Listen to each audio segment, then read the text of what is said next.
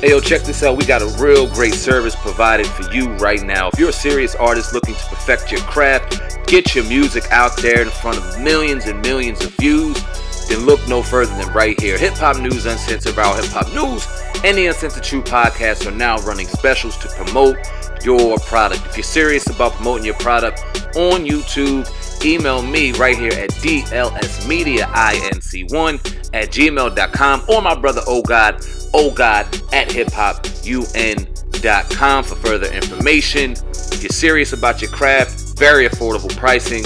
Let's go. Wait no further. Look into it right now. Emails in the description box. Hit us up. You already know.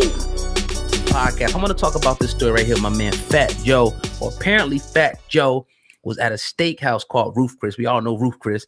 You know, you don't eat meat, you're a vegan, but all day long. Yeah. Now, I mean, in North Carolina, where he was pretty much, told that he could not, sit there and eat because of a dress code violation. But I'm gonna let Fat Joe, speak about the situation in detail. Then I'll get your 1-2 on this, Sam, man. Let's check it out. Well, what happened was when we arrived, people were so happy to see us, the Patriots and the girls that worked there and all that. So I was confused when the manager approached us and was like, we have a dress code here and we have to enforce the dress code. And what was crazy was I would kind of, I seen a guy walk in with a FedEx uniform. He had shorts on. I seen a guy with slippers walk in, guy with a tank top with tattoos. Like, we seen at least 10 different people walk in there that I guess didn't meet their dress code. And with me, I've dealt with discrimination and prejudice my whole life. So the minute I heard where her tone was going, I just said, yo, let's get out of here. So I had my driver with me. He had a 3-piece suit on. Then I also had my friend TA with me, who had some Gucci track. We go to my Astros, Mr. Child, whatever the biggest steakhouses, Peter Lucas, you name, we go in there dressed like this. So I didn't even want to get into it because, I didn't even want to elaborate on it. So when the driver pulled up, I went right outside. When I went outside, the manager, she came outside and was like, excuse me, sir, let me talk to you. She's like, we do have a room in the back, a private room in the back. The whole thing felt like I was in the South, back of the bus, so I was just like, what was crazy is the woman was black. So I told the lady, I said, listen, miss, I done ate in palaces in Dubai. I done ate in San Tropez. And we always come dressed the way we dress, and we all get nothing but love. Right. So I said, what really hurts me is that you look just like me and you pulling this stuff on us. So, we just gonna leave. But guess what? I'm going to pray for you.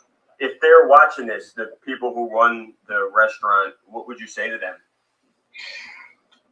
I don't know, man. I think they just got to be consistent with their dress code policy. That particular clip right there. Sam, man, what do you think about this? Initially, Fat Joe, talking about, him being pretty much saying he couldn't even sit at Ruth Chris. I didn't really had a dress code. He was profiled. It might be business casual depending on where you're at. It's not too crazy. But if you're a celebrity, they let shit go. I mean, it was per policy towards who? You were the acting manager, you could let shit fly. If the CEO of Ruth Chris knew that Fat Joe was coming in there, you let shit fucking go. He has those kind of perks. I mean, that's one thing of being a celebrity. You should get some fucking restaurant perks. And he wasn't trying to flex him. And I've met him on a few occasions in Bergamo and things like that. And he is real humble. He's not going to be the dude that cause the scene. He's going to keep it pumping. He's going to keep it moving at the end of the day. So I'm sure he didn't cause the scene, but it was just real corny. What do you think about this being a black lady, though? I think it goes to show you that it really doesn't matter today. I think it's crazy. But hold on before you jump to that conclusion. How do we know that was a black-owned restaurant? It could have been. It could have exactly. It could have just been them. Just a worker. And that's why I'm saying it doesn't matter. Right. Okay. It doesn't because she could be in there under the establishment, agreeing with that owner wholeheartedly, and seeing him in the eyes of her owner, not in the eyes of a woman of color, seeing him equally. So she'll see maybe someone, a gentleman in there that's Caucasian or someone in that's Asian that might come in there, but he flexes money and she knows this. She may not know who the fuck Fat Joe was. She just sees this. He sees that she's getting attention. He could be some rapper, blah, blah, blah, blah, blah, not knowing who he was at the end of the day. But see someone in there that often spends money and will let that go because she appropriates that with her boss's eye. She ain't looking through her eyes. She's looking through his. I think it's ridiculous, to be honest with you. It's ridiculous. Like a Ruth Chris. I never been in a Ruth Chris. I always wanted to go. I love steak and all that. You know, I'm not a vegan, but I couldn't be imagined going in here like and being turned down. I would be belligerent. Right. I mean, to eat. Look, first off, you would go in there. You go in different kind of restaurant time. I'm doubting he looked like we did right now going in the Ruth Chris. We probably look a little different. The white tee, the black, the t-shirt. All right, we might throw a little something different on a little bit. But that's Fat Joe. I'm saying he don't deserve some kind of perk. You know what I mean? At the end of the day, he wasn't in, like, you seen somebody walking with flip-flops. You see somebody walking with that. Hey, I don't sit there and deny me service if I see somebody walking in like that. What if you just came, you don't know where they just came from? I think outside of money, like, you know, you could do what you want with your business. You can have your own rules. But me personally, I think outside people with their shirt off, you know, stuff like that. I mean, come on. It should have been an exception made. Do you see Ruth Chris needs to rectify the situation? Do you think they will? Hell yeah, they will. It's 2018. This is getting out everywhere. They're gonna have no choice. Fucking membership. Yeah, I mean, we're sitting there talking about it. You got Fat Joe TMZ talking about it. The mouth is going to start getting around, and Ruth Chris is going to have no choice. This is the power of what we got going on in 2018. The magnitude. You can't get away from stupid shit like this anymore.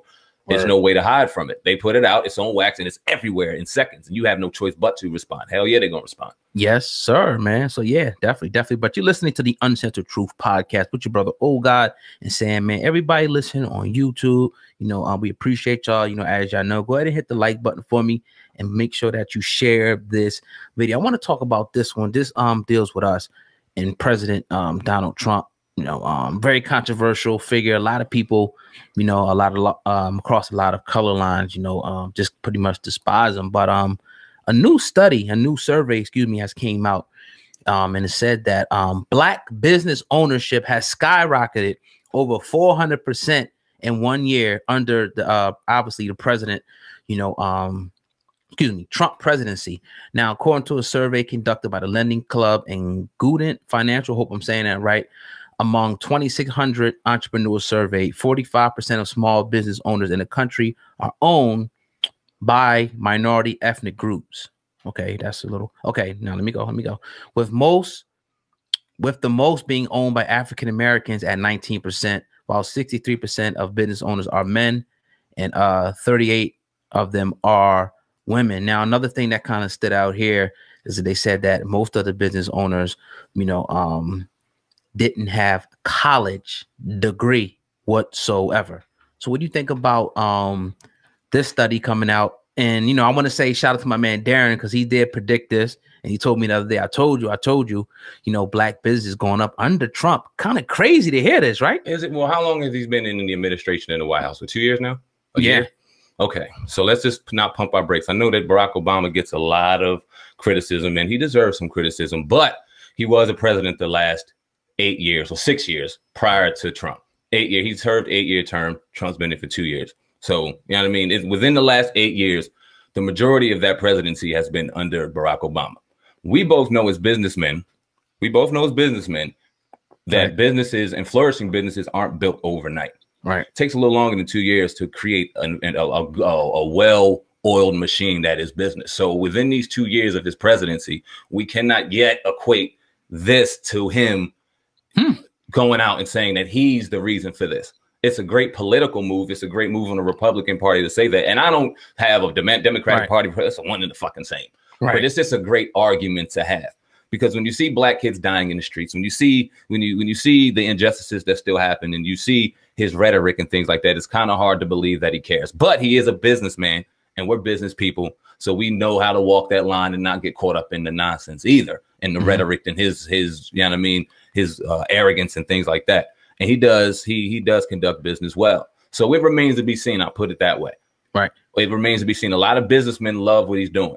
And in the next couple of years, we will see if this continues to grow. I think it will. Yeah, it will. And then let me continue on. I want to read this. This is interesting, you know, too. Now, it said the survey showed that most entrepreneurs live in the South, with most of them being in Texas, with the exception of California, and top other states include Georgia, Florida, North Carolina, and those are the top states where you can find your black in the South.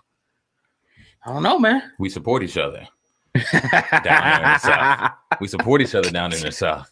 And we talked about Gucci Mane, you know what I mean? Yo Gotti, we support each other down there in the South a little differently than we do up here in the North. No, I'm not saying that has anything to do. So you sitting there, you're trying to paint the picture as though they down there getting Southern love. No, what I'm saying is the Confederates. No.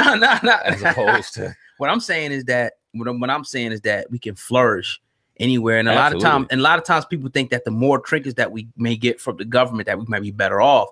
But no, it's the more you take away and make us more dependent upon ourselves, the better we get. So people thought with this Trump thing was going to, and there's stuff going on. I'm not trying to say sit up here like it's not people being, it's a whole lot of stuff is horrible in this country. But to see that, I think is encouraging because, we can, especially in the South, we can, in any condition thrive.